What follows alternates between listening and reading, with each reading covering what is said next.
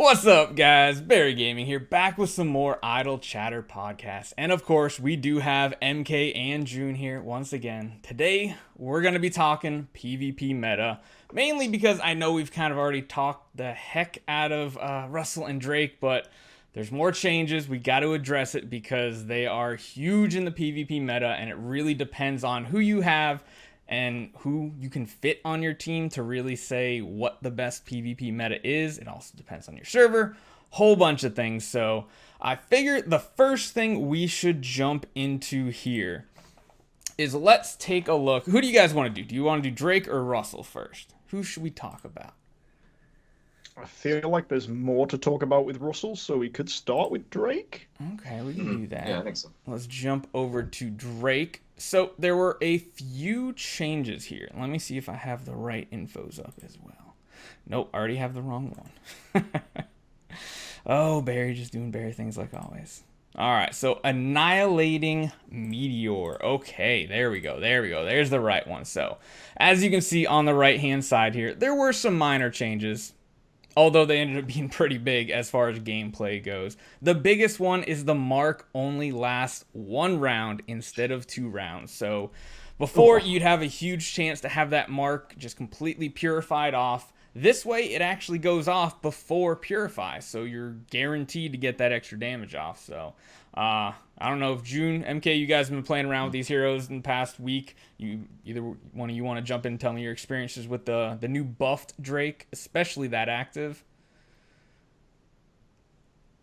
Well, I think it's definitely making Drake do a lot more damage than we've seen him do before, because the black hole marks are actually sticking, dealing damage. I'm noticing heroes getting finished, which is actually quite satisfying when a hero's getting hit, especially Golden Crown heroes. When they get taken down, you're like, no, why didn't you die? And then the mark goes poof, and you're like, yes, you died.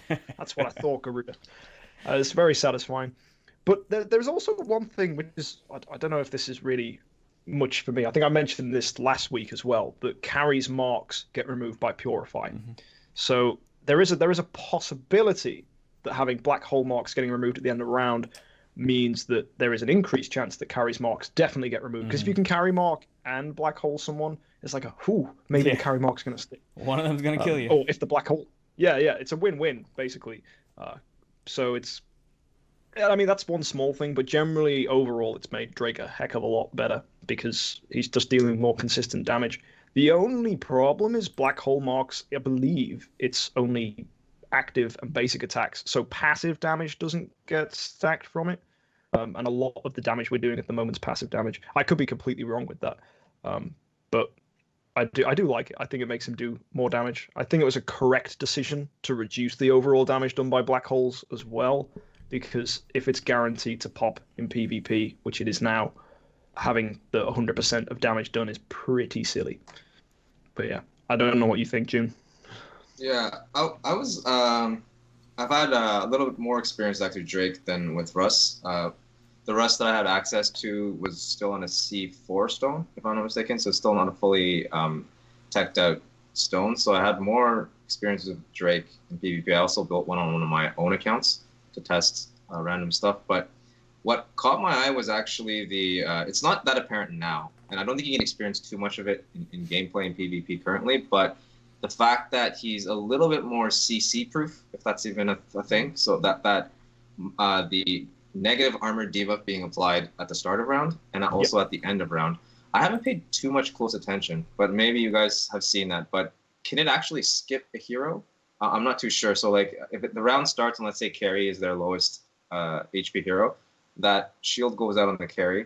But let's say the carry dies immediately, and then or maybe it doesn't die, but HP switches somewhere else. I feel that the shields are still up for 1 extra round, so you might be able to see a round 2 with 2 shields up. I don't know if that's something that came through with the update or if that's even possible, but I think I've seen that maybe once or twice. But that might be hard to kind of replicate. It's definitely not reliable because it's just you're controlling random damage from a team of 6. But the de-armor thing was something interesting, and obviously they had to scale back the black hole, like MK mentioned. Like it would be just absurd if it was the stats from the previous version. But all in all, it's, I think, great. And I want to say, just touching back on that CC, the ability to avoid CC, not only is it really strong because of the dodge, but having that effect being launched out at the beginning of a round and at the end of the round, as we shift into the Sherlock meta, which is just inevitable at this point, when Sherlock hits the relic shop or hits POs, we're going to see an influx of players that maybe don't want to build LD but want to have a chance against these strong anniversary heroes. They're probably going to pivot towards Sherlock. So it still gives Drake staying power because he also dodges the basic from if you have a slot one Drake, which is what I've been testing because his dodge chance is so high. You can dodge basics from Sherlocks, which just completely negates the ability for him to get dubs. So it's interesting seeing that a small rework might pay dividends even moving forward. So he'll probably have some nice shelf life, I think, in PvP. Yeah, that's been my experience so far. Yeah, definitely. And the other big change is the Shadowler, his last passive now basically doesn't matter if Drake is your fastest hero anymore. You'll get that defense down on the lowest HP target, no matter if you have a 5-star or whatever on your team. As long as the 5-star still has it. I don't know. But essentially, just beginning of the round, every single round and beginning of the fight, it slaps it on there, which also means he gets the percent chance to dodge. He gets everything. And it works out in PvE as well. PvP is super important because technically before, there's a chance Ada's could go before him. There's a chance. That damage, especially because hers is an active, especially, it could add into the mark damage. So, but yeah, that is one thing with the passives. He does synergize with certain heroes like Russell. They both go after the same target, the lowest HP. But of course, the mark doesn't accumulate that passive damage. It's just actives and basics. So it would probably be super overpowered if it actually considered all the damage Russell was doing as well. But the one thing I saw, and I've been playing around with, I know GDP also has been doing a lot of testing with the full like assassin lineup. But Drake and Ithaca actually synergize really, really well together. Like, really well. I put a video out this past weekend using Ithaca as well. And that was even before we had the speed set up and everything on the Ithaca. And between the two of them, they were just... Basically, the first 2 rounds, there were two targets that were just completely dead. Have you guys had any chance to use Ithaca at all with Drake? Mm-hmm. Unfortunately not. No. It's surprising because you would think, well, all these assassins are such squishy heroes, but the fact that you have someone like Belrain out there that you can build glass cannony, you almost want her to die pretty quick. Maybe get one active off, and then as the team's getting low, she just burst heals the next 4 or 5 rounds to just get everybody back up to top. So many of the fights, my Drake was actually at like 100% HP quite a bit of the time. And that was all due to the Light of Souls, that last one when she dies, just that huge, huge burst healing. But yeah. What type of teams have you guys been trying with Drake? Have you had any certain lineups that you like the best with him yet? Well, you know me.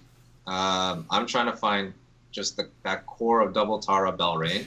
And it just that's what I've just been driving on one account. But I toss a Drake in there. I also have access to 2 carries on the account, so double Tara with a Belrain, Drake, and 2 carries. Sometimes I'll drop a Tara for a Garuda. But variants of either single Tara or single carry, and then interchanging with maybe a Garuda there. But a lot of good success. But again, we spoke about this a little bit before the podcast. But the fact that we only really get to test offensive really gives you a twisted perspective on PvP and what's really working. And we all play on different servers. I actually don't think any of us share any servers. So we all have our own metas. So it's really as much as we can talk, it really is its own meta in and of itself. So you can experience something that's very successful for your server just because the way that, the whales and the megs and the free to players, they just kind of make your own CCL meta. And then your friends list as well gives you kind of a very limited selection of people to test against. But I've had some success with, again, but I think that's more on the Tara, the double Tara Belrain core. And then Drake just bringing a lot of again, that assassin thing, that really actually interests me. The double Thakwa or even the single Thakwa comps, just seeing assassins rise. And again, we spoke about it last week, but the ability of them right now to just capitalize on people that don't have the DR against assassins. Now, Drake doesn't really care. He just strips all that away anyways, but it's nice to see that Thakwa enter in the meta because she dominates PvE, but seeing her starting to make waves in PvP, even if it is for niche teams, I think that's exciting. Looking forward. Yeah, and definitely the one big thing, like you were saying, every single server is different. I mean, my personal server, we have one person with the Sherlock. That's it. So it's like you can think about all these awesome counters and what you have to do. But then you put in what you think your best team would be, and then you don't fight any Sherlocks. Well, now it's not that good. And like one thing GDP was saying, he's tested out, I think, double Ithaca, having great luck, but then, triple probably is not going to be that good. But one thing I can't wait to see, especially with Drake, is when GDP gets 2 of them. I think he has his second one at E4 right now, so he just needs 1 copy. I feel like double Drake PvP is going to be pretty disgusting. I don't know. It's kind of nice to see the resurgence of the assassin class. Only a few, and there are newer ones. But then again, I've seen a lot of good things from Faithblade because, as June highlights, Faithblade's awesome in Aspen. So there's those older players that just hold on to him and throw them in the PvP meta. And it's like, oh wow, he's just one-shotting people every round. That's interesting. But have you had much experience, MK? Oh, with the assassins? Yeah, assassins not really, and Drake. but I want to touch on the thing you said about the meta being different for people, because my meta's older than both of your metas, I think. Yep. So I've got a fair few whales on my server, and I find it really difficult to find lineups that work because as soon as you find something that you think's gonna, I found it, and you crack one of the top 3 teams on the server, they're all bestie mates. They're all FTA partners. They all basically run the same comp. So they go, oh, all right, that beat us. We're going to pound him to the dust, testing teams until we find one that works again. So I'll crack it and be like, yes, this is the team to win. And then they'll just change their whole lineup, and it's back to square one. Mm-hmm. And another thing I wanted to touch on, we mentioned this with Drake. Whilst Drake's up, you talked about how he's kind of CC immune because his debuff gets triggered. Right, it just happens. It doesn't matter if he gets an attack off or not. One thing I've noticed is it also makes him Olivia immune, so that Olivia's speed swap. Good point. If he becomes the slowest hero, because if someone builds a slow Olivia and then swaps it with Drake, that actually he's immune to that. His debuff still gets off. I mean, it makes your Black Hole Mark piddles of damage, like piddly nonsense, but it's still worth mentioning. Yeah, I didn't even think about that with Olivia. I mean, Olivia's still that one hero that she's a solid hero, but you just don't see many people running her. It's very niche teams or people who just wanted to build a hero lineup. Like, we don't even have any on our PvP account here, but I do on my other account. She's good. Is she amazing? No, but it's hard to quantify her because nothing that she does, even her healing, shows up on the end of game scorecard. There's no way to track what she does unless you are actively watching, seeing who gets those little, fairy armor or something like that, getting that little aura. And because even that healing, it doesn't attribute to her, it attributes to the hero that has that armor on. So it's really, really hard to figure out what she's doing. But every time you put her in, she seems to do her job for the most. Fairy Guard, thank you, GDP. But yeah, I mean, the resurgence of assassins, the one big thing that assassins have in this meta is nobody has secondary guild tech of anti-assassin. Everybody has mage, everybody has warrior. Most people have ranger now too since carry came out. But assassin, nobody has invested secondary tech in assassin. And then you think now you literally have to go to pretty much 4 out of the 5 classes, right? Because I feel like most people don't put that much in priest secondary tech. I don't know if you guys have a different experience, but I've never really had a want or need to. Might be good in the long run, but there's just so many things that demand your guild coins in this meta, especially throwing those assassins in the mix too. But speaking of Drake, because I mean Russell and Drake, they just pair together so well. They pick off those low targets, even if you didn't build an Ithaca or anything like that. But he did get buffed. His active does 100% more damage, and not double, as in like 1500% to 1600%.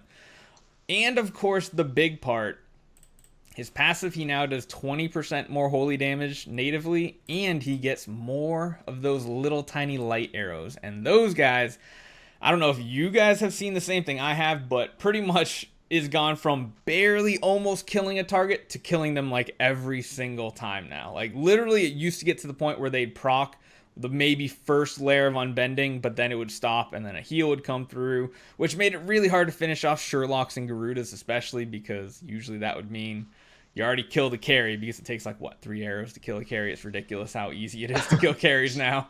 And then you're like, oh, and then they get the big healer. The Sherlock does the swap. And now it feels like he has the finishing power.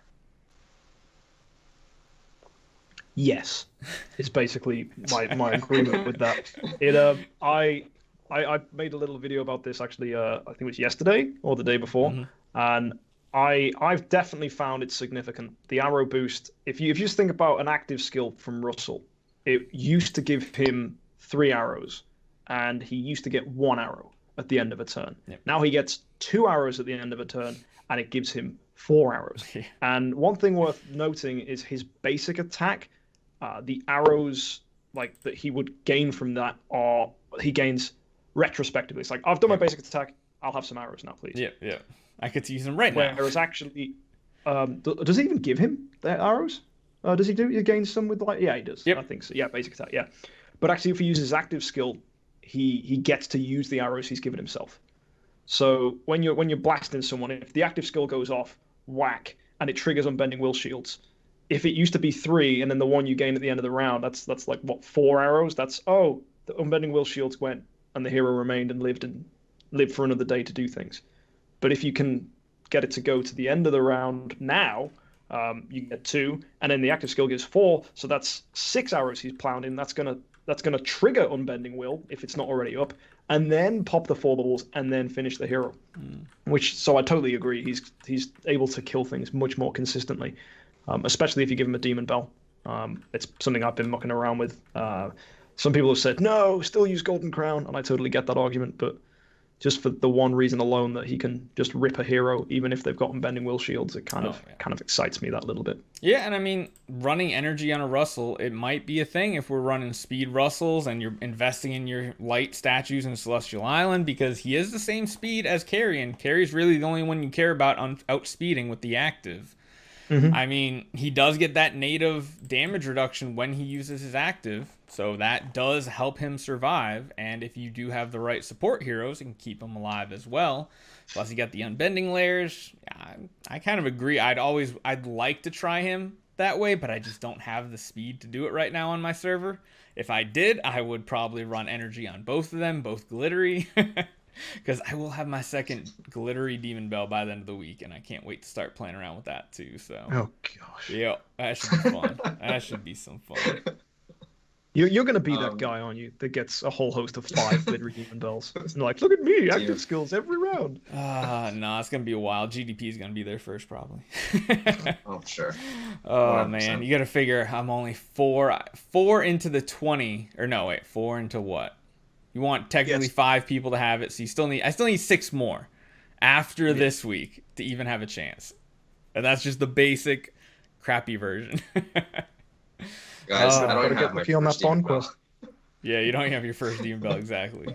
It's gonna be a while. Oh man. But yeah, it's I think, well, again, my experience with Russ has been a little bit it's a little bit behind because I don't have that max stone yet. But I did want to touch on something interesting that both of you mentioned was the statues, and how we're really faced with a tough decision. Do you take the Drake carry speed route, or do you take the not so certain Sherlock, Ada, Tara, what else is there? Russ route, right? So Russell, which yeah. speed statue do you want to go into? And currently, and I think a lot of people, even before Anniversary, were already investing heavily in the carry. They saw what carry was doing to the meta. It was taking over all servers. It didn't matter. That is something that we can all agree on. Carry is just everywhere, right? She's same thing that happened last year with Amon Ra's and Pennies. It's just like, she's the hero. She's around.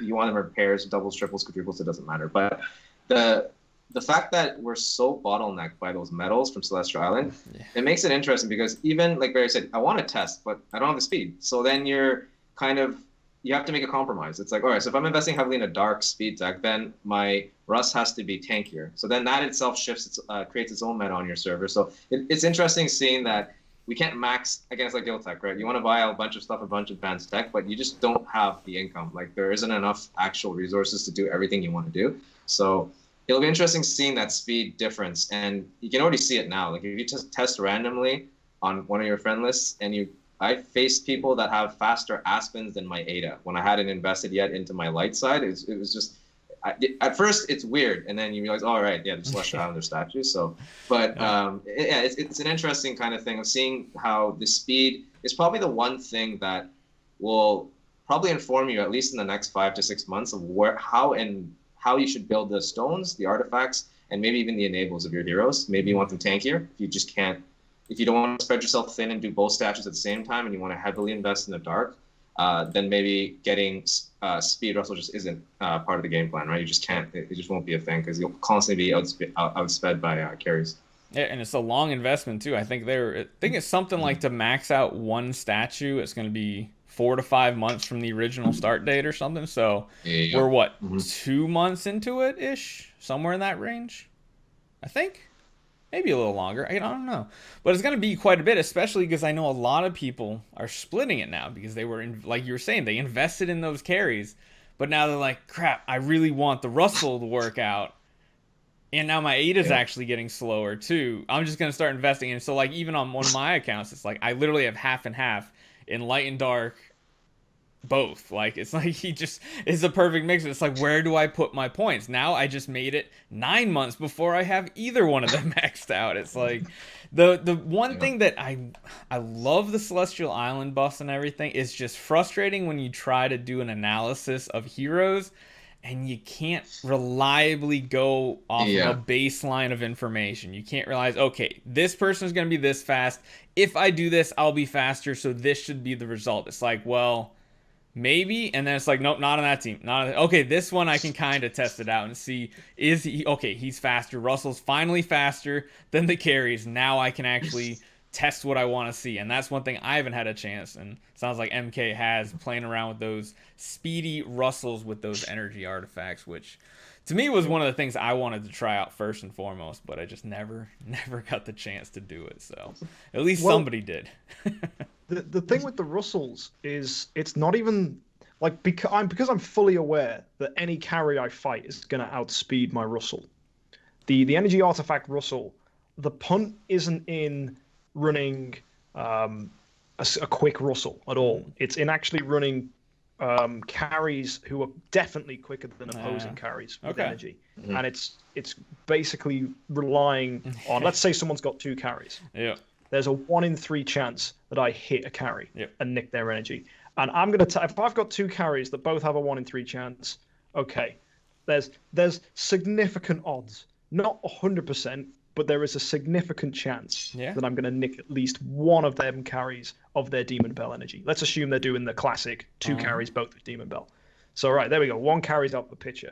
The second carry I've got to worry about now is the one that pops its energy off. Okay, there's a 1 in 3 chance that it doesn't hit my Russell, and then after it does hit Russell, there's a 70% chance that a mark is going to go on my Russell. So there's some statistical odds there where I'm like, you know what? I'm a gambling man, so I'm going to run this Demon Bell Russell. And sure, okay, there's going to be a number of fights where Russell dies. And this is the thing. If you put all your eggs into your Russell basket, if you're running an energy Russell, you're going to lose more than you win. Because if they kill Russell, you've got nothing. So I've actually been running a tanky Garuda as a backup plan and gone, right, look, if you energy steal the Garuda, okay, great. Because you probably won't energy steal my Russell unless you energy steal both. And here's the other dirty plan I've got. I've got Demon Bell on Bell Rain as well. So you currently present my opponent with a situation where they need to steal energy from Russell, they need to steal energy from both of my carries, they need to steal energy from my Garuda, and they need to steal energy from my Bell. 2 carries, Bell Rain, Garuda, Russell. That's 5 heroes. Carries are usually one of the lower HP targets too, so there's a chance Dazzling Light is also going to hit them, so that even if they do get an active off, it's only going to hit 1 target instead of 4 people, and that is the best feeling in the world. Oh yeah. Just imagine the day someone's going to run a triple Russell, and then it's just going to be like Dazzling Light in the first round on all the carries, and then they just hit 1 target each. It's like, feels so good, revenge. But yeah, no, that's definitely a good point, because at that point you don't really have to worry about the speed for Russell. You can still build him pretty much the same way you always would, and you just got to win the carry arms war, essentially. So that's an interesting thing, because I have 2 different perspectives. One on, like, I'd say one of my accounts is on pretty late, close to endgame, and then the other one is pretty solid endgame server. And there's a very big difference. On the late game, you still see tons of the carry arms war of who has more carries to try to win. with like 1 to 2 Garudas on their team. And even some of them using Amun-Ra's for those healing curses as well. So it's really interesting meta there. But then you jump over to the endgame meta, and it's almost the opposite. Whoever has more carries is almost more likely to lose. And if they have Garudas as well, they just seem like the poor man's Russell at this point when it comes to like the very end game meta. Because honestly, I think I've even seen a lot of stuff GDP's been doing on his really late game stuff. There's not many Garudas out there. They're amazing because, of course, Garuda's still one of probably the best solo PvE damage dealer. I mean, Russell's very, very close after his buff, like very close. I did Broken Spaces and I think 28 badges with just Russell and 5 support heroes. That's it. He's doing some crazy, ridiculous damage. So it's like she's still great. She's still amazing. Don't anybody that's watching this don't think, oh, now I got to get rid of my Garuda, especially after watching me do stupid things on streams. Don't get rid of your Garuda. Garuda's still amazing, especially paired with carries. But the more Russells you start seeing on your server, the more those carries almost start to feel like a liability. I do feel like Garuda's still top tier. It just depends on your actual team composition. And that's what we were saying. It's really hard to find one lineup that you can say, this is the lineup. Like last year at this time, maybe a little before, it was like, if you don't have 2 Asmodel, 4 Ada on your lineup, you're going to lose. Simple as that. It was the best lineup. Now there is so much counterplay involved, especially with Sherlock around too. Plus, your offensive lineup usually looks nothing like your defensive lineup either. One way, I mean, on defense, Terras, in my opinion, are amazing. I feel like at least one Terra, one carry, a Russell, and a Sherlock are like the new core for a defensive team. I definitely need some input on GDP there, but from what I've seen, those 4 seem to be the core, usually still with the Bell Rain, so it's like you have one spot to play, who do I throw in there at this point? But, yeah, I mean, what have you guys seen on your server? What's the most popular, kind of most powerful lineup on yours? It's hard to say because it changes constantly too. Yeah, no, for me it definitely changes all the time. But I think the one the big boys have settled with at the moment is it's surprised me. They're loving their Sherlock triple carry double Garuda. Yeah, I've actually noticed that a lot too.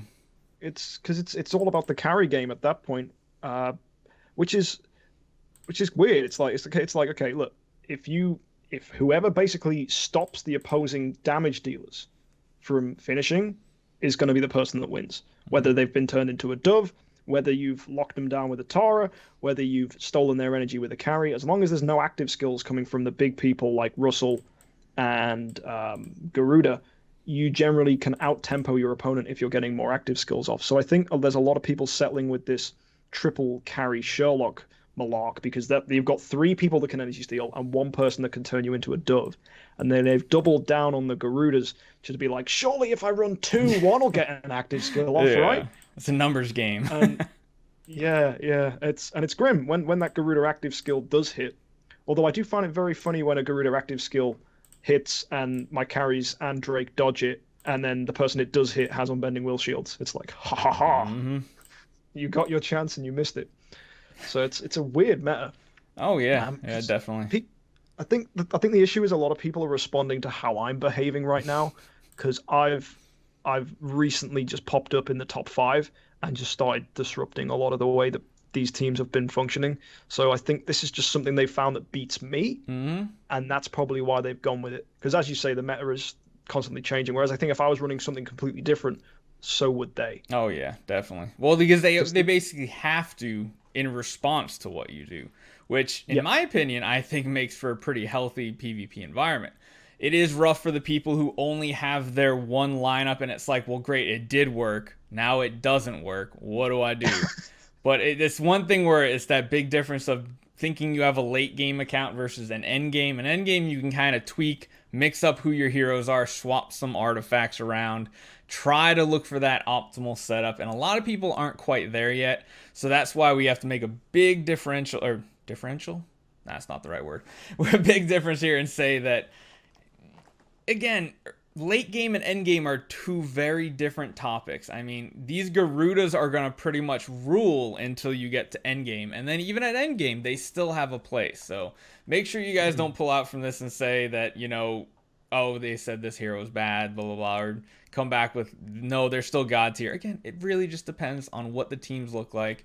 And kind of go back on what MK was saying is, it's funny, everybody's response to carries is, well, let me put another Garuda in to hope to get an active off. I think it's kind of a funny response because it's like, well, no, Garuda's countered by carry pretty much. But then it's like, but it's also the solution at the same time. It's like it's an RNG game. It's a slot machine type wheel numbers. At that point. It's interesting though. I really like that. Yeah. You got to play with the probability and make it work for you. That's the weird thing. Actually, one thing I noticed about this as well, to go back on when we talk about the assassins, I was just having a flick through the assassins. All the assassins we're talking about are all 1232. Which makes them quicker than carry. The fastest. And considering carry is the problem at the moment, if you're all quicker than carry, you can kill the carries. Hell, you can just be like, nope, go away. You're not a problem anymore. You're dead. Yep. And another thing I've been noticing as well, especially defensively, an energy bell rain to pip your speed above is a nice way to screw your opponents. Because I've noticed a lot of people are beating me when I'm defender just because they win the carry game, because their carries are quicker. So it's an energy bell rain can sometimes lay that against you. But then here's the awkward thing. If everyone starts running an energy bell rain, even as an attacker, you then need an energy bell rain to make sure you get an active skill off so that you can match the speed that they now have because they've boosted their energy. And it's weird because it makes the meta flexible, but also, as we said, you need to respond to what your opponent's doing. But then it's almost like you have to predict what your opponent's going to do. And I think when I'm building a team, the way I think is, if my opponent also ran this team, would I still have the edge? It's that kind of trying to work out, okay, if I ran this, so if I'm going to counter my opponent doing this, how's that going to work if they do that to counter me? Am I still going to win? Well, no. Yeah. It's like the double demon bell carry thing at the moment. Like, that can totally rip my team apart if my carries don't hit them. But then if you start doing that, then you can get beaten if your carries are getting outsped, especially defensively. A double demon bell carry defensively is really weak, because if you present a double demon bell carry with your own double demon bell carries, you're just going to go wham, just take them out the park. So it's a really weird, complex meta. I think the closest thing I can compare it to anyone that's been playing as long as myself, 18 months ago, the rainbow meta, where rainbow was on top, and you could have your abyss choice was Scary, King Barton, Cruz, or Cthulhu. You had 4 choices, and then your shadow choice was Jara, or some people were going niche and running Kamath. Some people were running Horus, and there's just, the meta was just this whole thing, and there was just, you're seeing Cthulhu Flamestrike teams, and then people just trying to be normal and running Valentino teams, and then Mim was your dark choice, Amavor was your other dark choice, and they were both really good. It's just that kind of, what's my opponent doing? What do I need to do? And to double down on the point you said, that the difference between late game and end game is, late game's like, I've got my rainbow team built, and you have 6 heroes. Whereas end game then was, I have my rainbow team and all of my second and tertiary choices. I have my King Barton, my Scary, and my Cthulhu. Come at me. I'll find what works. Plus my GVE sitting there too if I need it. Because that's kind of an interesting topic. I kind of forgot I wanted to bring that up the other week, but a good segue to that is, how are you guys liking it? Because it's been 8 months-ish, somewhere around there, since we've had the new aura system, the new going away from the old school way of doing it, and now basically getting some sort of aura no matter who you have. Do you enjoy it or do you dislike it? Because I have pros and cons personally of both. Pros are, you can use whoever you want without feeling punished. Whereas before, if you were like one hero, like you said, if you don't have that Cruz or something for that Abyss, it's like you ruined your HP and attack buffs compared to the enemies, and it's like you're just behind. Simple as that. But the other side of it is, then now it's like it doesn't feel like you have goals to work for. At least I think for earlier game players, they don't have that clear set goal that they used to have, where they used to be like, okay, I'm going Rainbow, or I'm building Justice. I know I'm doing this. This gives me the goal. Whereas now I do hear some people in the mid game get really confused, like, okay, now I really don't know who I should build. What's going to help me the best? But again, I almost feel like that's a positive, because it's like you find a hero you like, just build the hero. So I don't know if you guys want to take and give me your opinions on those as well. Yeah, go ahead, June. I like what you said there. I didn't really think about it that way. Oh, June's audio is really low right there. Yeah, he's gone quiet. Your audio went really, really quiet. He's not muted. I can hear him. He's just quiet. And now he's muted. Now you're gone. Oh, no. Yeah, because I can't hear him on Skype. Yeah, I just lost you on Skype completely too, June. Just keep talking. As soon as we can hear you, we'll jump back into it. But yeah, I mean, that is something where in the old meta, I mean, like even me with building the scary army, it's like, well, it looks like I'm building the Abyss Aura. I forget the name of it back then too. But I'm just building 6 Abyss because I get that maximum attack and HP out of the Abyss faction. And it was nice. Yeah. Back then, there were a lot less options of heroes that were viable as well. So that is a downside. But I was just trying to think the other day, what would your team look like right now if you used a Rainbow Aura? And that's a really tough one. That's really tough because there's so many light and darks that you want to throw in that mix. I mean, you know what? I want to try to do this right now. I'll try to rejoin. All right, sounds good, Jude. Oh, I was going to mess with my cameras, I'm sure, but bear with it, guys. But yeah, I mean, like, who'd you pick? Oh, now we got a big old MK on the screen here. Oh, he's in both cameras. Wait, go back and forth. Go left and right. There's Jude. Okay, let me make it work. Oh, I'm halfway in half. Oh, man, even Jude. Hold on. I don't know why he's so big now. Yeah, you're like a full screen now, too. You're not even 1080p. Yeah. You don't change anything. I'll mess with it, just so. Can you guys actually hear me, though? Oh, yeah, you're you good. Fix it. You're good now. Yeah. It's just I gotta mess with you now. I actually thought you guys were messing with me. My chat does that to me all the time. Like, your mic's muted. I was like, are they...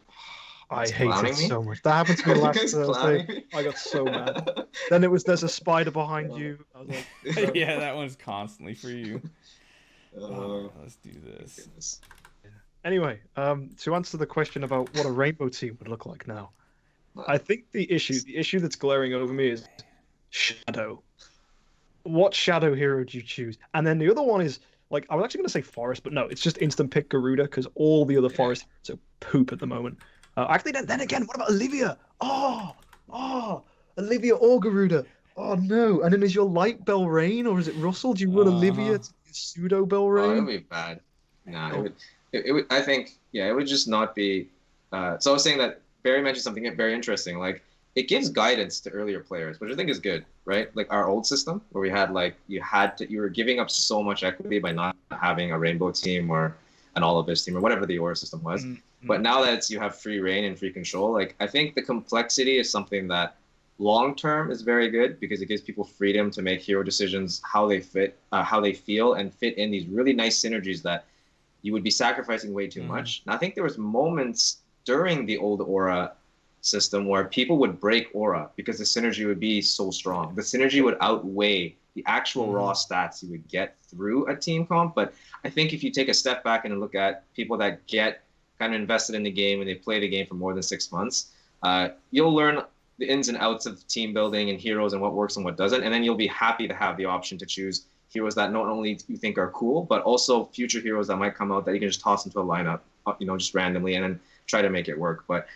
I think it's a good thing that they released this new system, I think, because it does give the players the freedom to really run anything and kind of bottlenecking people to force, like, you only can choose a Garuda or an Olivia, right? Those are decisions that, I mean, would make the game difficult and it would help the newer players. But once you pass that stage, it just ends up being, I think, a hindrance more than anything. And I think the meta ends up being way more kind of just redundant. There's just so much of the same thing, right? And you're not going to be able to see as much diversity. And I think a diverse meta is always very healthy for any game. For any game where you have this many options, I think overall it's better. Yeah. And one thing I think it does enforce too, and probably the developers have seen it too, is people were very unwilling to build a hero just because it didn't fit into their existing aura. And in order to incorporate that hero, they have to literally go back, either regress heroes, rebuild to a different lineup. And it was just like when Garuda came out, nobody was building her. Nobody picked her up. People didn't know because it was like, well, she doesn't fit in my aura. I still have my Valkyrie. I'm not swapping it. We don't know how good this hero is. I'm just not going to use scrolls. And it was like, literally, I was the only person on my server at the time. And we were pretty late mid-game. We were pretty much getting close to that full E5 team setup. And I was like, man, nobody is building this hero. Little do they know, it's going to be the hero that's still relevant a year later, which is pretty hard besides the mains like an Ada or something like that. Because, I mean, even a hero like Belrain, she was completely gone out of the meta until her buff, which was mainly like a smart heal buff, I believe it was. I think that was part of her heal. A little bit. Yeah, it was. It was definitely a little bit of a rework. But to touch on Garuda, Garuda is just, she's still in the conversation even with Rust. Now, not a lot of people don't have access to Rust yet, so if they had the access, maybe they would build it and we'd see more of them out there in PvP. But she is a great budget option, but not only is it an option for people that weren't able to get the access during Anniversary, she's still going to be that option moving forward. There is no other hero that can chew through unbending wills, full HP heroes, and all she has to do is fade, again, those carry marks, right? And I think that's why people are willing to take that risk. They're willing to put a second Garuda on their team because they recognize that even with Rust in the meta, there is an option now. You still can run a non-LD, and I think that's really, it's nice that we have that option. And she did run the meta for a long time, but even moving forward, I think she has great shelf life. Again, we don't know what heroes are going to come out in the coming months, and if they're still keeping the same schedule. Are we getting one every single month? Who knows? But Garuda is really designed in a way that I think influenced further designs. And I want to say that Garuda came before Unimax, or they're in the same month or 2 month period, but the multi-layered attack was something that really, it was a healthy thing because they also tweaked unbending well. It was, they toned it down and made it just 3 instances of damage, whereas before it was, you were immune for that whole round, right? So there's, they definitely tweaked a lot, the devs, and they figured a nice balance. And inserting a hero like Garuda into the non-LD factions, I think is a great thing, just overall for the whole player base. But you see people, whether you're a Meg, a Whale, a low spender, just capitalize on that hero because her burst is like, I mean, you just can't compare it to anyone else. If she gets that active off, like heroes are dying. So most of the time. Lately in the meta, with everybody building super tanky, it's like if you have a couple Terras and she just uses her active into Terras, it's like, oh, you tickled me. I lost 25% of my health. And it's like, especially the one big difference with as we see more Russells in the meta is that killing power that you were just talking about disappears a little bit if she has Dazzle on her. Because I can't tell you how many times I've seen her actives hit 6 people, and it's like nobody took any damage when it spread out over 6 people too. It's really crazy to see. Granted, I've also seen it hit 1 target at crazy RNG. 1 target just melted away from full health, full unbending, and it's kind of, again, that slot machine. Is it like, are you going to do no damage and just spread it across 6 targets, or are you going to nuke 1 to 2 instead of your normal 3? So that is one thing that will be interesting with Russell moving forward once he finally hits the relic shop as well. And one thing GDP said that, you know, Rui Scepter Russell isn't out of the picture either because of that ability to guarantee that dazzle hitting that target. And especially since there are so many attack-oriented carries, they are a lot of times your lowest HP person on your team. I mean, just looking at mine here, they're middle of the ground, but then I have one that's like full-out offensive, and it's like 3.5 million HP. It's like that carry is going to get like 1 shot instantly. The second Russell starts attacking with those extra arrows, she's gone. And it is Yeah. kind of funny how Russell changes up that late game where before you'd be going into round 10, 11, 12, 13 with your 2 or 3 carries going against their 2 or 3 carries, trying to see whose is actually going to win the arms race and line up the kills. Whereas now it's like, oh no, I got one Russell left. It's fine. Do they have 4 carries? That's fine. Just give me like 1 attack. I'm good. Just going to be like ping, ping, ping, dead, ping, ping, ping, and just working the way through the carries so easily with that faction advantage. And I do feel like people are going to realize Russell is going to be over buffed at this point. He is better now for the average player that did end up spending money and getting him. I will say that because, again, Russell, I feel like he's not that hero you can just throw in any team and just he automatically works. You gotta have the right artifacts, the right build, and the right team composition around them as well, so he doesn't just instantly die. Because if you guys remember that first night, we didn't know anything or how to build him, and everybody's building him. He's just dying like round 2, and just like, oh, this feels so bad. So bad. What's wrong? But again, you get to the end game, and you get that perfect setup. He really is going to be that god tier unit because of those buffs. And Drake's similar. Everybody was on the Drake hate train pretty much. He's garbage. He's not good. Few of us in the community, GDP included, tried to let people know, no, he's not just PvE good. He is great in PvP. But of course, that doesn't help everybody because he is another hero where you need a pretty much exact setup or a pretty good setup plus team composition to get that value. If you don't have other heroes that are going to go after that low HP target, it's not going to be anywhere near as good because the whole point of Drake is to just pick off one hero after another after another. Every round, a hero should be dying with a Drake on your team optimally. But I mean, yeah, the Garudas, I think they're here to stay for quite a while. If you're building them on your mid game, late game, they're going to last you probably years just because of the kit. There's some heroes that just have that toolkit that they will be useful in some way no matter what. Sherlock is probably going to be one of those moving forward. He's just such a defensive and CC powerhouse. I just don't see him not being part of the majority of the best teams out there. Garuda's another one. Carry, that energy drain is going to be useful somewhere, somehow, plus the resurrections. Yep. Ada's toolkit. She's highly tank ability. She's got that mark damage, the healing debuffs. They're just heroes that I feel like you can make work no matter who the new hero is. Pretty much. Because as you see, Garuda, we thought she was completely countered by Carry. But here she is. I mean, she's still here. Yeah. I think I want to add Belrain to that list. Yeah, I was almost said Belrain, but I'm like, maybe there's going to be this crazy hero that's even better than Amon-Ra at turning like healing into damage or something. But even then, I mean, it's just so much healing. The speed, the attack, the ability to have a chance to remove CC. I mean, there's so much she does. She's been around for 2 years. I think the most evergreen hero I've ever seen when it comes to be good forever and ever, it's got to be Heartwatcher. I don't think Heartwatcher is ever going to get outclassed in PvE. No one's going to go, oh, I don't need a Heartwatcher anymore. Unless they make a better version. On the topic of that. Pretty much, that's it. Yeah. Sigmund versus Drake. That's people arguing, do I really need Sigmund now if Drake plus Deathsworn can do kind of the same thing? And I mean, not really.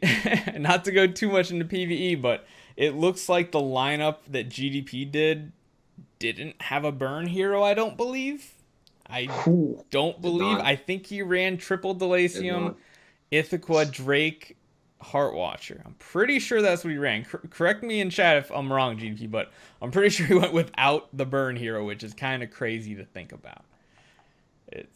Yeah, it didn't. No burn. Yeah, it's kind of crazy. So even the Sigmund is technically not necessary. Yeah. It's a crazy time because all these new heroes bring up so many new things to the meta. And now we just have to find another PvE slot. And that's why when I did my Broken Space, I was like, all right, one Russell. That's all I can fit in to get everything else I need to survive, plus do all the damage buffs, and kind of crazy. It is, yeah. But Ada, I think Ada is going to be that one hero that just sticks around forever. I mean, the speed alone is just ridiculous. Like, Punishing heroes for using their active skills. It's just beautiful. mhm. Plus just her I really built-in like survivability in her kit as well, and lowering the enemy survivability with that healing debuff too. It's just, I I don't ever see them making another hero that overall well-rounded, because really she's a very well-rounded hero. Granted, Oh PvE yeah. damage is pretty garbage, but who cares? We got plenty of PvE heroes. You don't need Yeah. your god tier PvP hero to be a god tier PvE like now we have with Russell, but here we are. But I mean, like, heroes like Terra, I feel like are getting a lot more value. I know there's still a lot of people out there that think Terra is not great, even in ones. Terra in a solo, good. Amazing, no, maybe not. Good, yes. Especially with the Garudas, with the Sherlocks in the meta. Locks both of them out. Locks Garuda out of her healing plus her extra damage. It locks Sherlock out of that health swap, which is huge. Absolutely huge. It feels so good when you see a a Sherlock on the other team and you get that perfect seal and it's like, okay, Russell, it's your time. Go. Because even if you don't kill him, just get him under, 30% health, and then you just don't have to worry about it because he's not going to get back over that health anymore. I I'd think go so the far big to thing say- with After go you, ahead. June. Go ahead. Okay. The interesting thing with Sherlock is that people usually run him in slot 1, and then as we learned on actually one of my dungeon run streams is that we didn't know that, but Sherlock, Tara actually actives on slot 1. So he's got a lot going for him for the meta. Whether you're running singles or duos, whether that's on offense or defense, there's clearly a role that he can play in the PvP meta. And just to touch back a little bit, rewind a little bit, just about talking about evergreen heroes. I think the one thing we can agree upon is that when heroes get designed, if you're ever uncertain and you want to find out, I guess, on release day or when we get leaks whether the hero might be viable, there's one thing they always share, and it's sustainability, right? Some way to sustain. Garuda's got that. Sherlock's got that with the swap. Ada's got that with the end of round heal. Also removing a heal from the enemy side, so making their core sustain team a little bit weaker. It's something that is, whether it's effective HP from DR, whether it's straight up DR, or some type of crazy heal, Belrain, I think, is in that equation of evergreen heroes because she enables other heroes to get that sustain that they lack. Tara being the perfect example of a hero. The Assassins being the new line of heroes that are going to be, maybe originally people felt the same way about Tara. Oh, it's not good, no sustain, garbage, no DR, not good. But then you put in Belrain and it's like, all right, now we have something that can support. Truly playing the role of a support is sacrificing your life for your carries, meaning your range damage dealers, and they can kind of pop off. So I think the part about hero design that I do love about this game is that they might not get it right on the first time, but they're willing to rework it. But I think the fundamental is the same. You find a hero like Garuda that has sustain, or an Ada, or any of those heroes. That's like the recipe for an amazing hero moving forward with a lot of shelf life. And that's why I think, honestly, I think Sherlock is the best hero in the game. And that's just kind of not specifically for PvP or PvE, but what I've experienced, it just feels like he does so much with his toolkit. And he's like immune from CC. He just does so much things. And the experience I had in Aspen Dungeon with him and the little bit I've done in PvP, it just feels, he just makes the game feel awesome when you have him on your team. He's just doing things that are just, they seem very unfair. And then you put 5 people around him and it's like, I love this hero. He's just a great hero that's just doing so many unique things. And that's what I like to look for in new heroes. They're doing something very unique. They're like the first of their kind, and they have a sustain again. That swap is really nice. Let's say Amon-Ra was to come back into the meta with her curse. He fades that as well, right? He has a weird heal in the sense that if your opponent is healing, eventually Sherlock will drop and then swap with that hero. So even if you're fighting sustain heroes, he does have an out to even combat those. So I really do like Sherlock, and I can't praise him enough, but I don't have access to him yet, but I'm super excited for the coming months when low spenders get to access Sherlock as a hero. Yep, next month he should hit the Relic Shop. Either, actually, technically, if it follows last month's schedule, I mean, Ithqua came out on Imp's Adventure Week. We might have Sherlock coming up this week, technically. It might be a thing. You gotta remember that. It might be the new schedule, which they might be doing that just so that you can get him in the chest from Imp's Adventure that much faster. So we'll have to see on that. And then chances are we will see him in the Prophet Orb event. Not this next one, but the one after, because they are doing what is it, a 3-month cycle essentially on Prophet Orbs now? Yeah, because they just had Delacium. This month's going to be Ithaca, and then Sherlock the next month. So, yeah, it's pretty nice schedule. I kind of like how they've been doing Prophet Orbs. I know a lot of people have some feedback on branch swaps that I will think we're going to kind of talk about some of that in the next one. So don't worry, guys. I know a bunch you've been asking about. We will get to that. But Sherlock is interesting as well because we're talking about all this counterplay.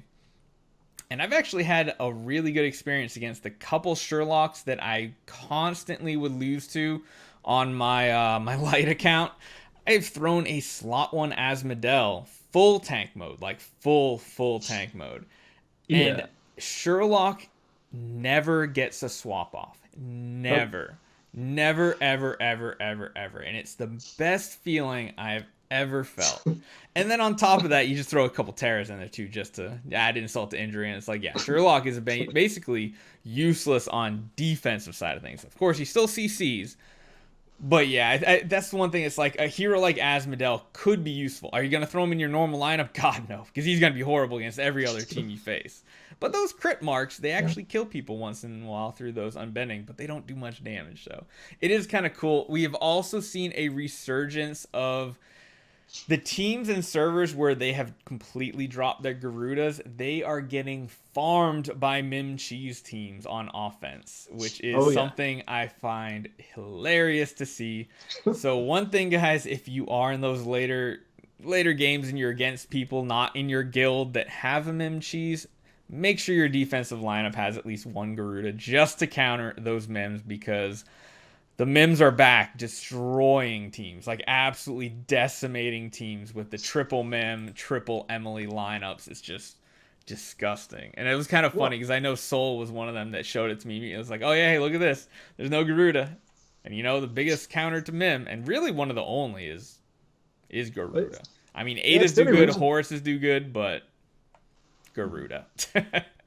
Yeah. I mean, it's the only reason people aren't running Mim these days is because of Garuda. Mm-hmm. There is that significant inconsistency that we have a hero that heals when heroes die, and you have a hero that damages. Yep. I got checked, mate. You go up against a Garuda team, even if it's just one Garuda, you annihilate the whole team. Garuda is there, full health, full energy, and just one-shots all your Mims. Like, that's how it goes every single time. You kill the whole team, there's a Garuda with full energy, you die. Nice, quick, simple. It's sadness. Yeah. But have you guys had any other experience with any oddball heroes in the PvP meta since the last couple of weeks? I know, like, one I've seen is the Ithquas and the Faith Blades have been made a resurgence. Of course, I found a use for Ormus. It doesn't have huge, healing, but those rescue marks actually save heroes quite a bit. But again, it's a very niche team at the same time. I mean, Delaciums don't really seem to have a spot in the meta at all. Terras do, more or less on a defensive side of things, I feel like. But are there any other heroes that you've had experience with? I do see a lot of Amon Ra's still, but I think that's just because everybody's had them, so they use them. Simple as that. I think for me it's Olivia. Gustin. Oh, Olivia. Gustin. I have Gustin.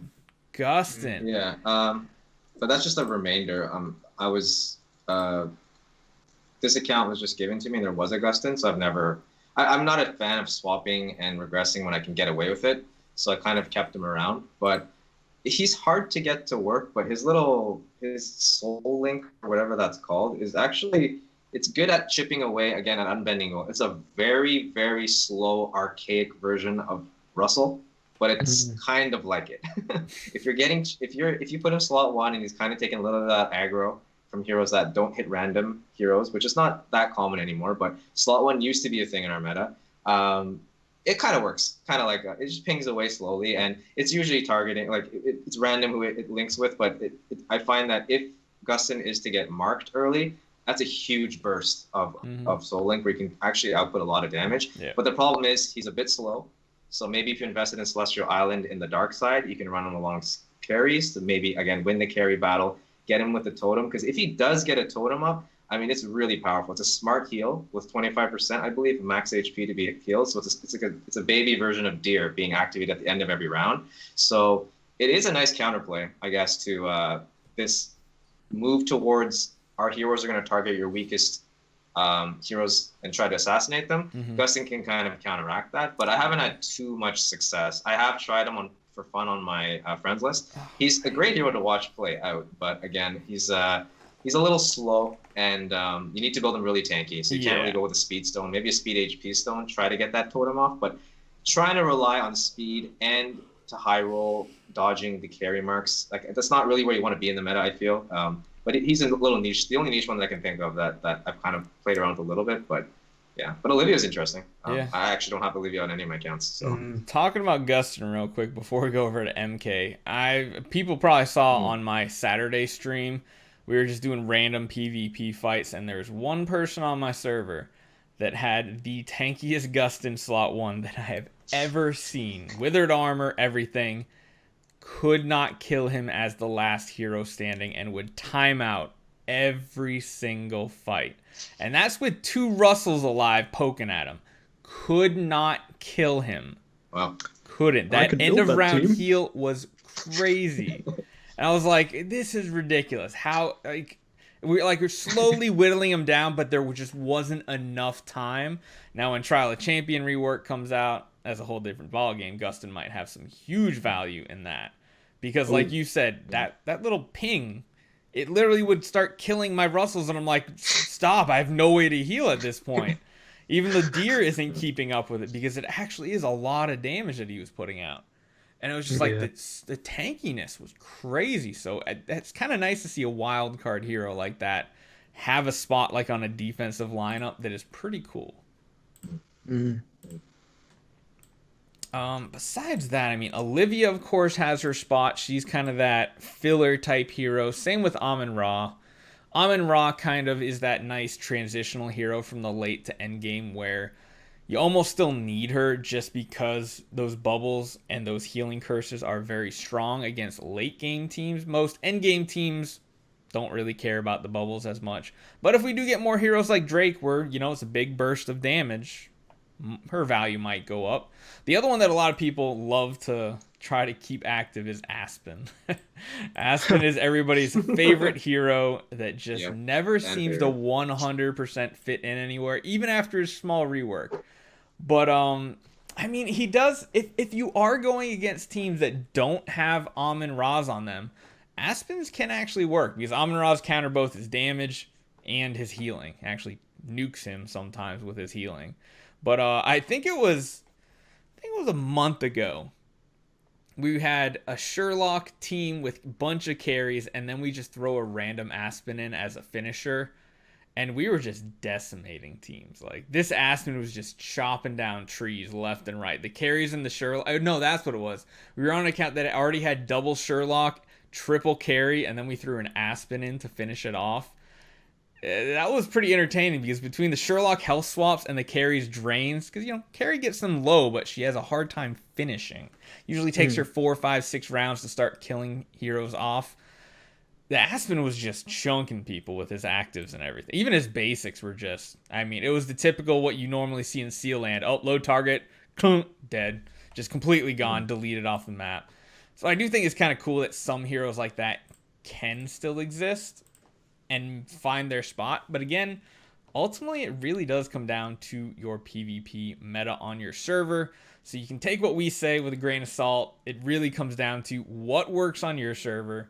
So definitely in the comments, let me know your lineup and let me know what team you usually face off against, because that makes a big difference. Now, one thing I want to see is Ruyi Scepter Aspen. Because then you're just playing for the Horrify. It's interesting. Making people not basic attack, because if they don't basic attack, they don't gain energy. Interesting. It's just an interesting way of shutting someone off. Just having a Ruyi Scepter speed HP Aspen that's just like, I'm gonna Horrify you. You can get out of here.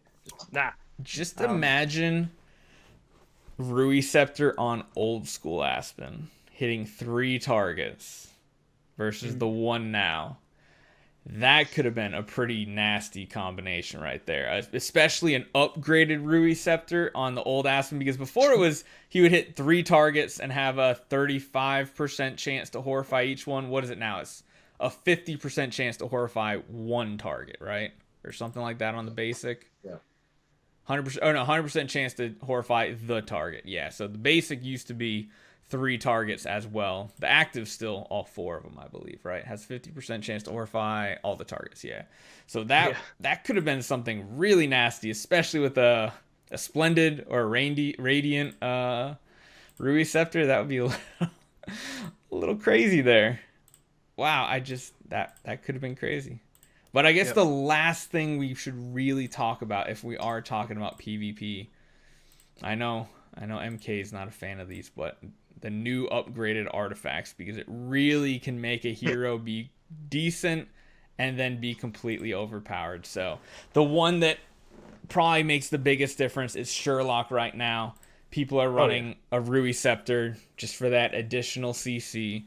One thing that people have not noticed just yet, but Candy Bar is actually his best in slot artifact now. More so than Rui. Mainly because big counters to him are heroes like Terra, stuff like that. So if he gets sealed off by that, or if he gets hit with a dove, he nullifies it, and then he can't be affected by it. Which is kind of crazy and kind of broken. No other hero, I don't think, has the use for Candy Bar, but that was one interaction. I know GDP did a lot of testing on that too. Kind of a crazy setup on his one of his Sherlocks. Well, so now I need to go get a second Candy Bar. No, do not spend 400. Do not spend 400 relics on a Candy Bar. But it is interesting though, because the Control of Destiny, when the battle starts, it will offset the first control effect received and grant immunity to it, the entire battle. So whether it's a seal or if he gets hit with a dove, it basically means he is immune to it for the rest of the fight. That's just the basic one. I think the first tier is Glittery. So even Glittery has that. Then when you upgrade it further, it gets even more ridiculous.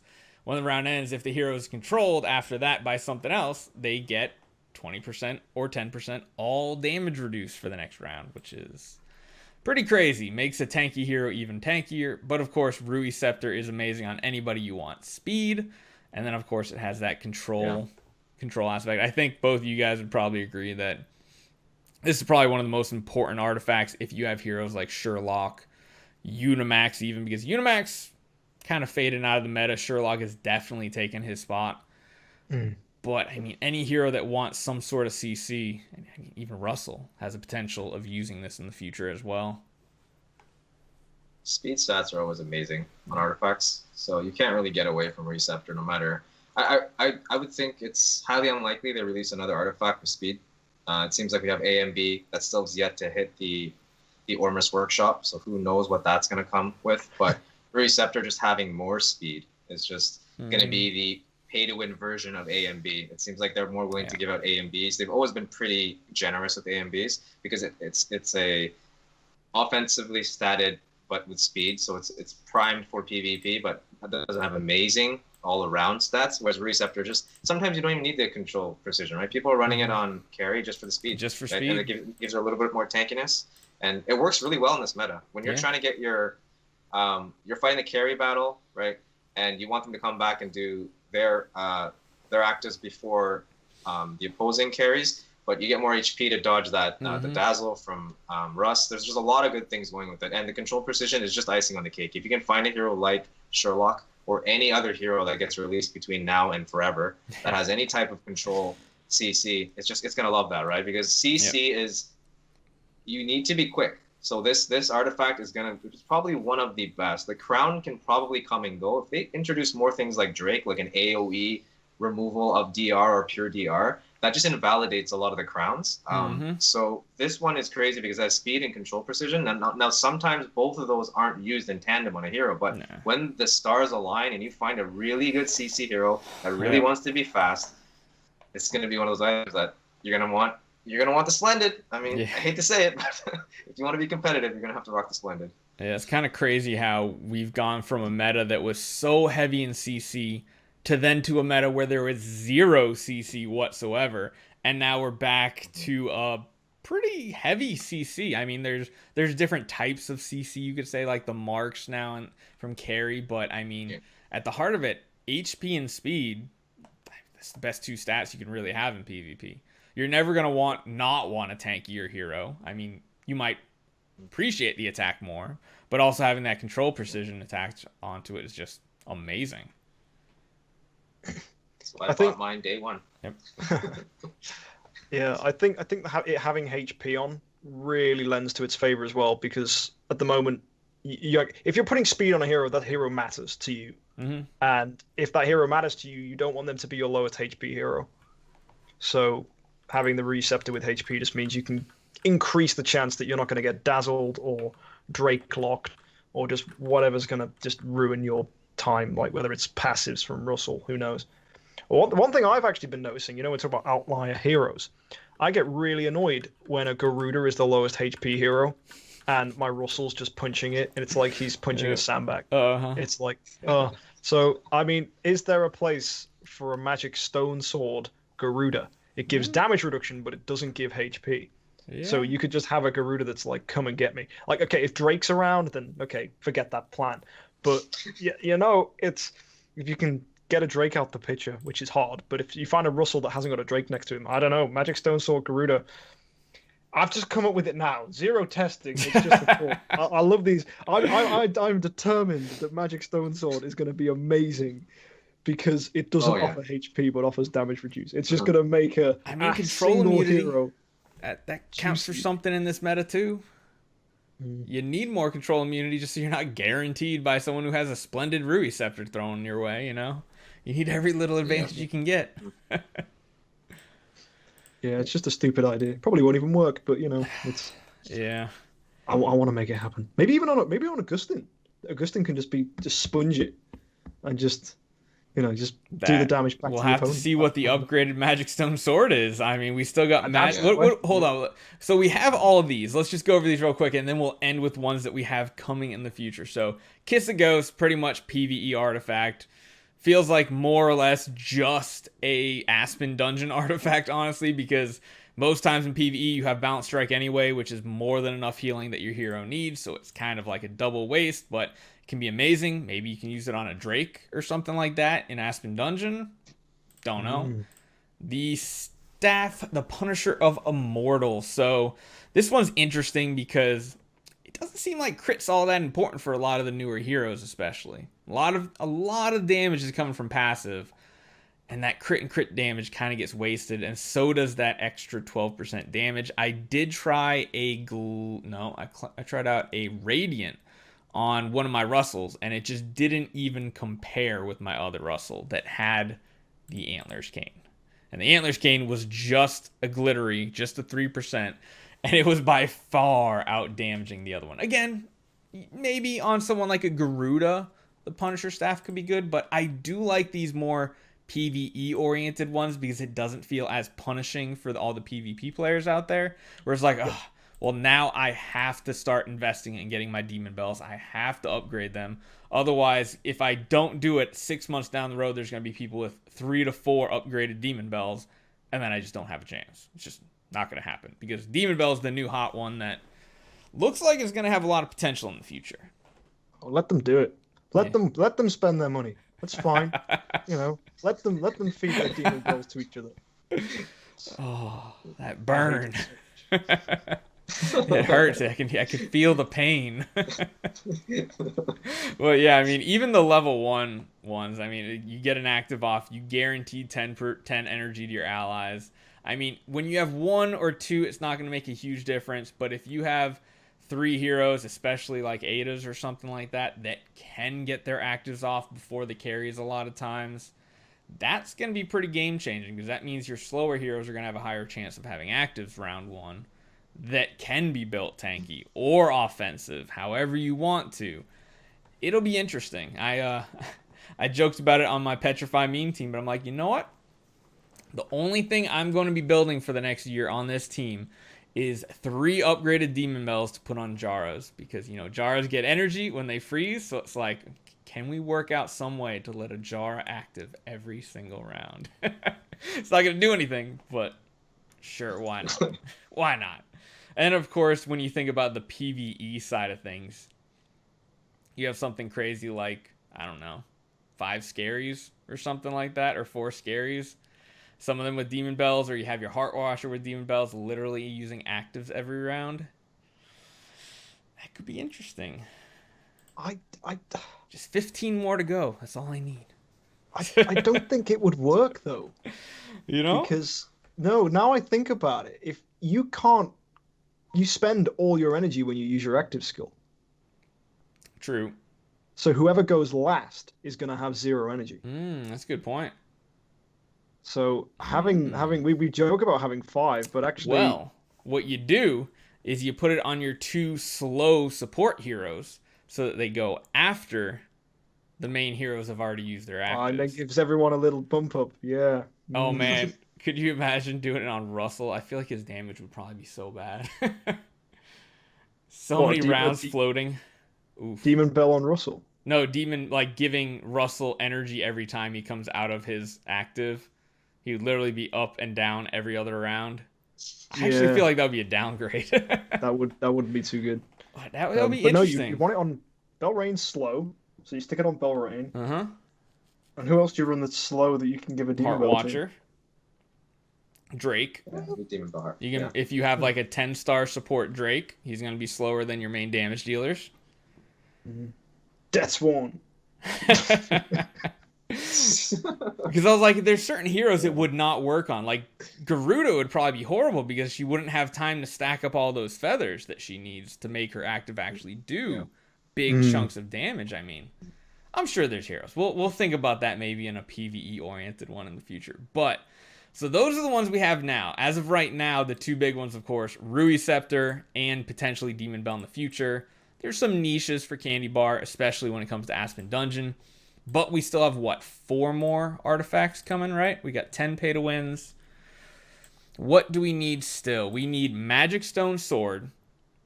That one could be kind of game-breaking. Because, I mean, that is 100% a PvP artifact. Give it heal. Just give it heal. End of round heal or something like that? Heal.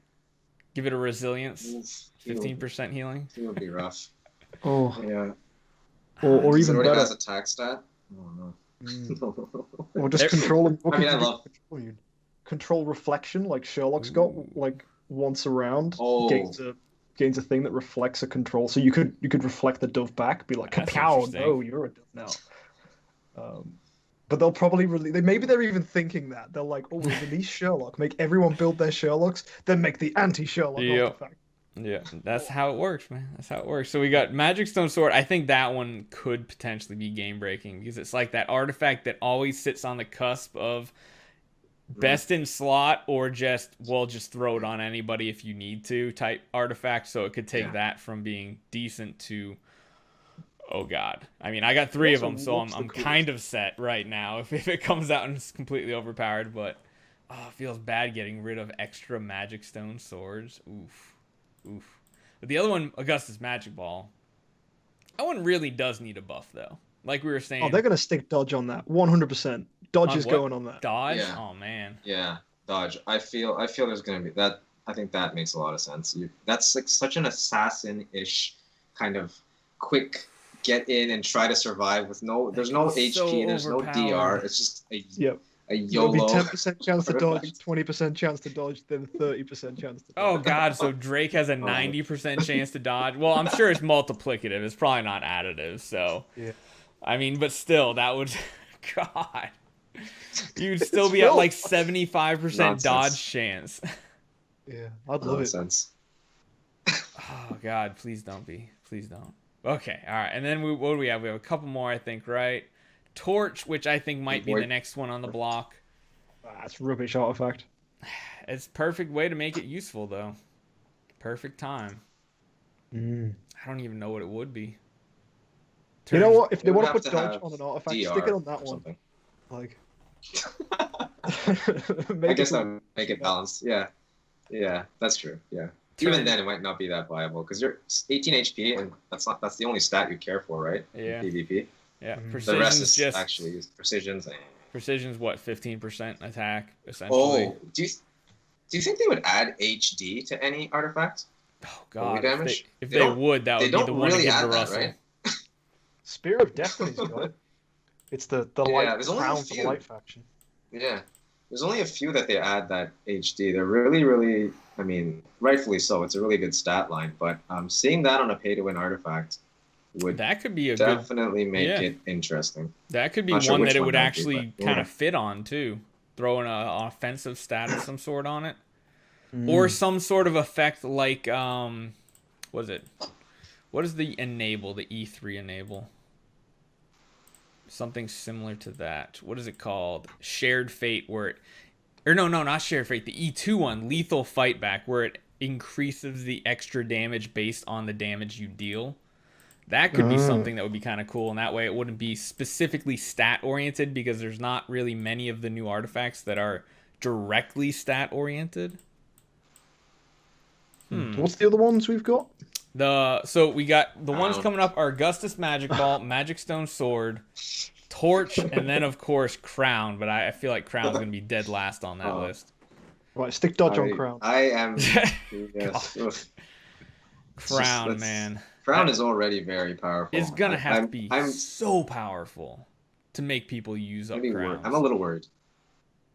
I'm a little worried though for Crown. It's already quite powerful. So those stats are already amazing as is. Speed. And yeah, it has to be really powerful for people willing to. Speed. Oh god, no.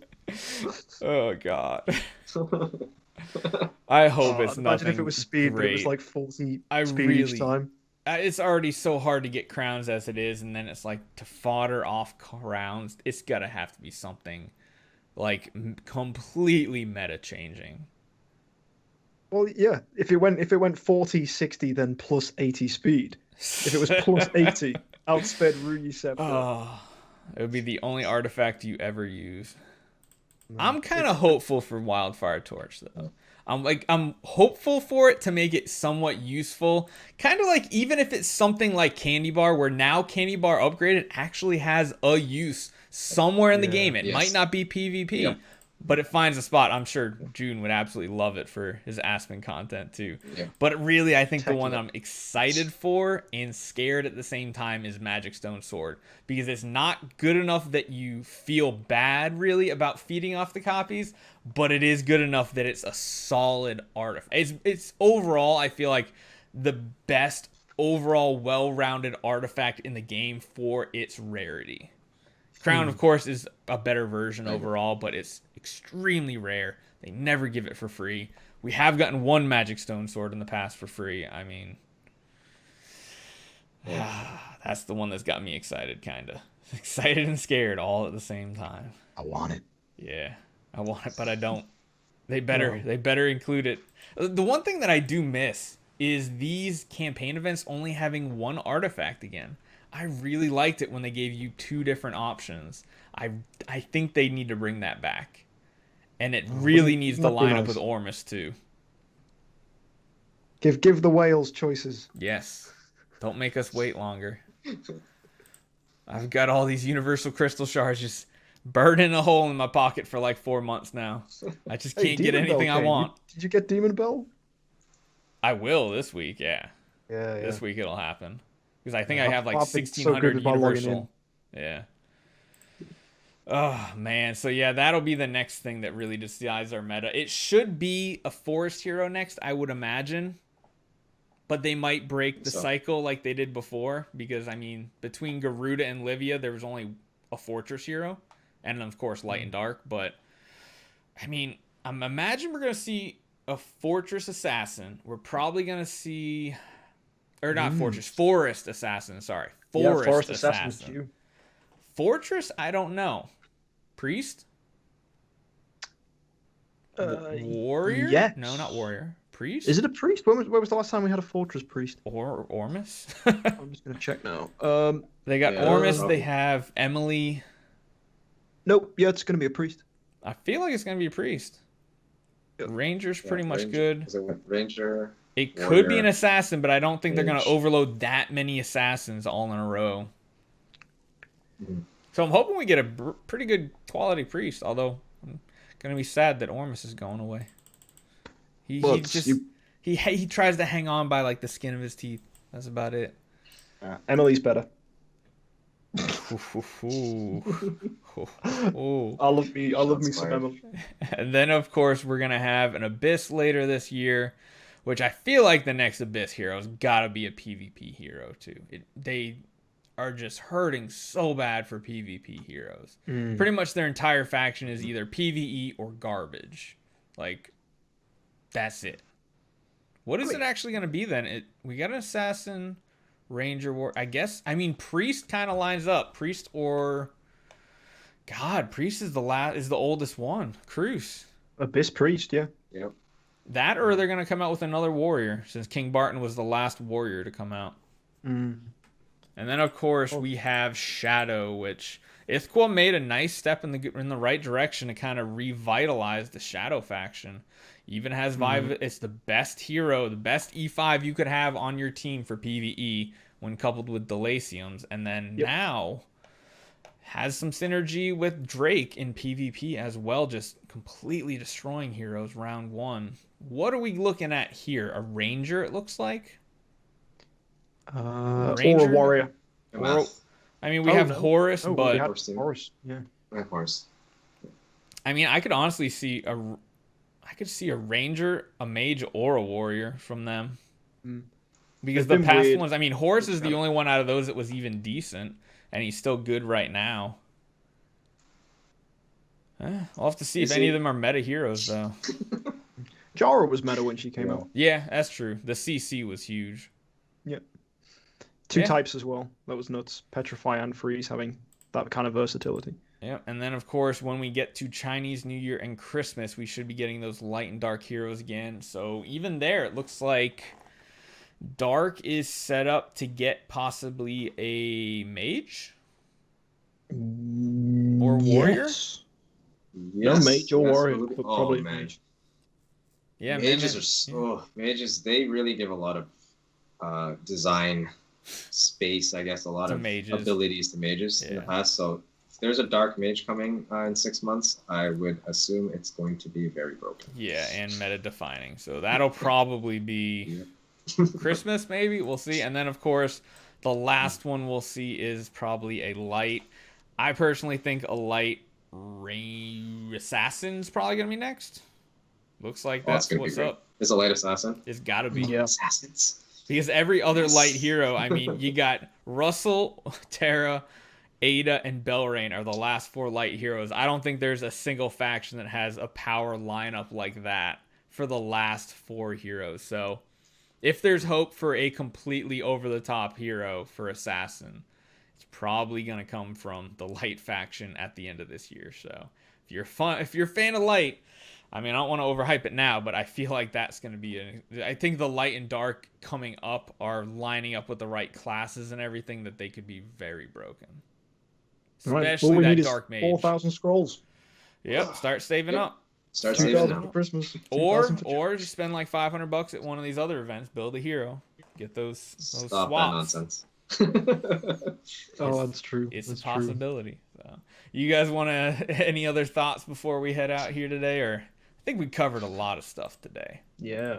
A lot of PvP. Yep. Yeah. I think we're good. I think next time we'll probably jump into either PvE or maybe we'll jump into June's aspect here and do some Aspen Dungeon. Have an hour learning session. Make him show some spreadsheets and stuff.